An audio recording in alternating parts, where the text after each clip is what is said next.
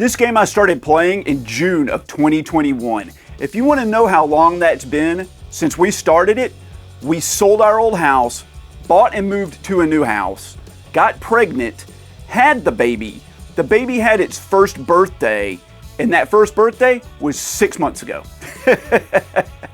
Needless to say, it took us a little while to finish it off, but it did win Game of the Year back in 2021, so we were excited to play it. And that game is It Takes Two on the PS4. I started playing this game before I even thought of doing a YouTube channel.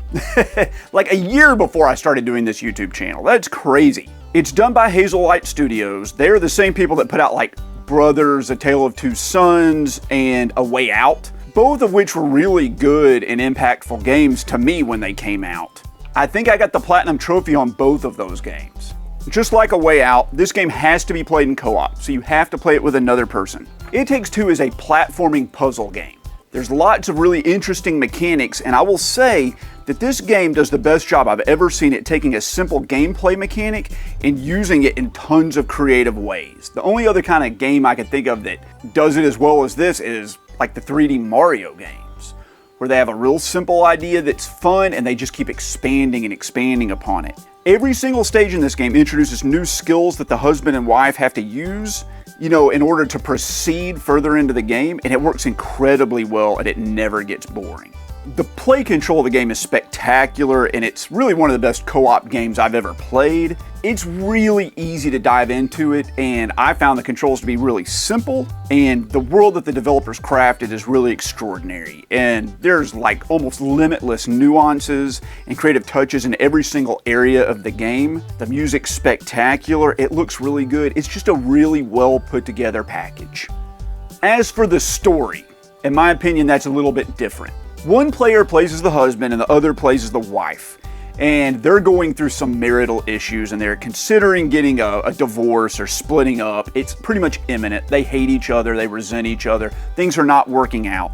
And their daughter, who is, stuck in the middle of all this, and I feel really bad for her, makes a wish and her parents get turned into these toys. And they have to work together to solve a bunch of these, puzzle platforming challenges, while trying not to resent each other and learn to regain their love and trust of each other. And they're guided by this like really incredibly annoying character called the Book of Love, who my wife and I just hate. Like every time he appeared on screen, we were just like, oh, it's so painful to see him. And the couples basically have to complete his challenges. He's like kind of their marriage counselor, and that's supposed to rebuild their relationship and save their marriage. If you've ever been in like a relationship with someone and it kind of like fell apart, this is going to drive up bad memories of how that relationship did not work out. And that makes the game less enjoyable. I think that's a story that needs to be told because I haven't really seen it tackled in very many video games. But it's not uplifting. The couple's relationship, while, spoiler, it gets better in the end because they're working together, it doesn't really tackle the crux of what the issue is, like with their marriage falling apart. It's just like, oh, you need to learn to regain your hobbies that the other person appreciated. Like it boils down to like, you need to go back to the way you were before all these problems happened, which isn't like how things work in a relationship. Like people grow and they change and they adapt, and you need to be able to like grow with your partner right alongside them, not like revert back to the way you were when you were dating so you become what they originally fell in love with. I felt like that's kind of the direction this game took, and I didn't like that. The man and the woman, or the husband and the wife, are not likable characters. I didn't like them before at the beginning of the game, and I didn't really like them afterwards. They're annoying, and the Book of Love is terrible. I can't stand him. He's really irritating.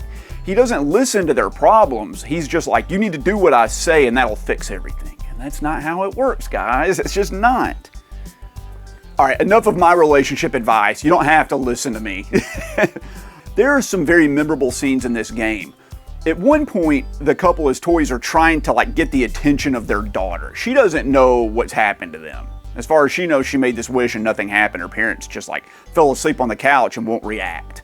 So to get her attention, they decide to take her favorite stuffed animal toy and like destroy it to make her cry. And it's one of the most disturbing and graphic and gruesome scenes I've ever seen in any video game is you like murder this toy elephant. I'm not going to show it, but it happens in the game and it's off-putting. Now, I mentioned earlier that I found the controls to be really smooth and easy to play, but I'm used to playing video games. And like the jump button is where I expect it to be, and the dash button's where I expect it to be, and the grapple button's where I expect it to be, and the hook shot or whatever is where I expect it to be. I've played plenty of games that use all those mechanics, and it felt natural. My wife, who doesn't play a ton of 3D games, or really a ton of games at all, could not remember what button did what. This game uses every button on the controller. There are like 14 buttons you have to press in this game. So to like jump across a pit, you might have to like sprint, run, jump, dash, double jump, dash, and then like grapple hook, and then butt stomp. That might seem really easy, but she would just panic and start pressing like random buttons. And she got really frustrated with it. So while this is a good co-op game, it's a better co-op game when you're playing with someone that is used to playing this sort of game. However, I will say this, even though she struggled with it, we did have to learn to work together as a team to get through this game and do these puzzles. And that was a good bonding experience. We had a good bonding time with this game, just like the characters are supposed to be having in the game itself. So It Takes Two won Game of the Year back in 2021 at like a ton of Game Award shows, and I think that's well deserved. I had a good time with it. My wife had a good time with it. She thought it was decent. Not spectacular, but very good. I thought it was great, but not like Game of the Year good. I thought it was very good. One of my complaints is that the big environments that are so well crafted, they're just kind of empty. There are little mini games and stuff, but like they craft these big open rooms with all this stuff to look at and like nothing to do with it. I wish the game had like collectibles, so it made exploring feel more rewarding. And it just doesn't have that. It Takes Two is a great game. It's an 8 out of 10 kind of game. I would recommend playing it if you have like a partner or something and you're looking for a game to play together. This is like the perfect game for that.